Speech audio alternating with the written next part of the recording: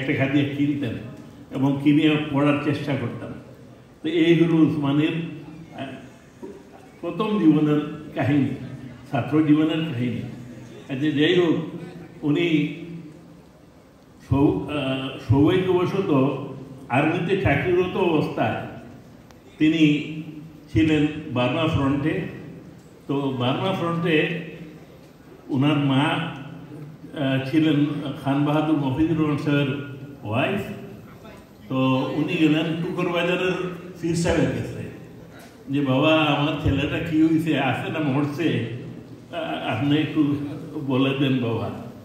তো উনি ঘুটঘাট করে কথা বলতেন, কতক্ষণ ধ্যান ধরে বললেন, তোর ফুয়ারে মেম সাহেব হলে বাতাস করেন, যা বালা আছে।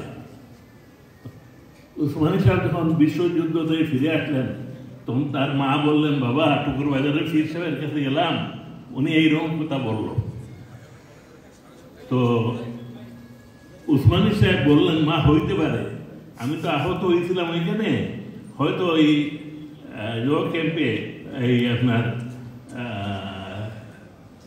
যেখানে সেবা শুশ্রূষা হচ্ছিল মেডিকেল ক্যাম্পে, তখন ওইখানে তো বাতাস নাই, মেম সাহেবরা পাখা দিয়ে বাতাস করছে, ওনার চোখে ধরা পড়ছে, হইতে পারে ওনার এটা হয়তো সঠিক, যাকে এই রোবটটা বসছিল।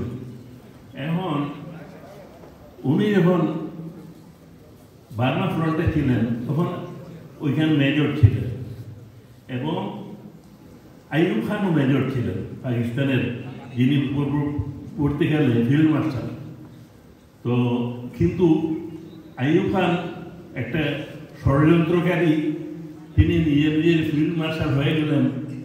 আর আমাদের এইখানে ঢাকায় আইয়ুব খান ছিলেন ব্রিগেডিয়ার, আপনার লোকাল কমান্ডার সামরিক বাহিনী। তো এক যুবক শুয়ে রয়েছেন মাটিতে আর ছেলেদেরকে বলতেছেন, এই যাও যাও যাও, তোমরা নাজিমুদ্দিনের গতিতে আগুন লাগাও। আইয়ুব খান একটা শার্ট আর একটা প্যান্ট, মানে বেসামরিক বেশে যাচ্ছিল ওইদিকে। এইটা শুনে আইয়ুব খান মিলিটারি ডিপ্লয় করলো এখানে। করার পরে আর ছেলেরা কোনো গন্ডগোল করতে পারলো না, ছাত্ররা। নাজিমুদ্দিন সাহেব এতে খুব খুশি হয়ে গেল। এরপরে যখন পাকিস্তানের প্রথম সেনাপ্রধান হওয়ার পালা আসলো তখন বাঙালি একজন ছিলেন, মেজর জেনারেল ইশফাকুল মজিদ। তিনি আসলে শিলংয়ে তার বাড়ি ছিল, কিন্তু সিলেটে কি ছিলেন, যাই হোক সিলেটি হিসেবে পরিচিত তিনি। ইশফাকুল মজিদ সাহেব ছিলেন KM কারিয়াপ্পা ভারতের, আর ইশফাকুল মজিদ 1921 ব্যাচের অফিসার। একটু আগে আসাউদ্দিন সাহেব আইয়ুব খানের সাথে বলছেন, জিনিসটা ভুল বলে গেছেন। তো KM কারিয়াপ্পা আর ইশফাকুল মজিদ 1921 ব্যাচের অফিসার। এবং উসমানী সাহেব এখানে আসতেন এই মজিদ সাহেব, এই জন্য মজিদ সাহেবের সান্নিধ্য আমি পাইছি। তখন উনি পাকিস্তান অপশন দিলেন আর KM কারিয়াপ্পা ভারত অপশন দিলেন। কারিয়াপ্পা হইল ভারতের সেনাপ্রধান, আর পাকিস্তানের সেনাপ্রধান হওয়ার কথা ছিল ইশফাকুল মজিদের। তো মজিদ সাহেব তিনি আপনার যখন সেনাপ্রধান হবেন তখন এই খাজা নাজিমুদ্দিন ছিলেন পাকিস্তানের বড়লাট। নাজিমুদ্দিন সাহেবকে এই তার ছোট ভাই ছিলেন খাজা শাহাবুদ্দিন। উনি খুব ধুরন্ধর ব্যক্তিত্ব ছিলেন খাজা শাহাবুদ্দিন। ক্লাস 7 পর্যন্ত লেখাপড়া করতেন, কিন্তু ঢাকা ইউনিভার্সিটির ভাইস চ্যান্সেলর হয়েছিলেন তিনি, খাজা ওয়াসিউদ্দিনের ফাদার।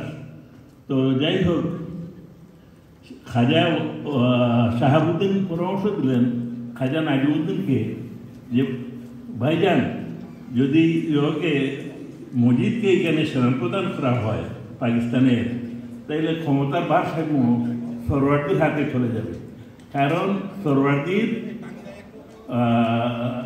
হইল সরওয়ার্দি সাহেব হইল উনার শালির জামাই, সুতরাং আমাদের হাতে ক্ষমতা থাকবে না, ফরওয়ার্ড হাতে চলে যাবে।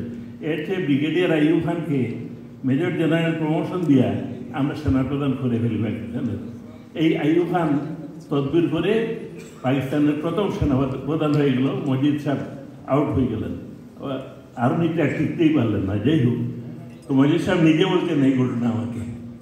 তা উনি 1921 সালের ব্যাচে, আর আজম খান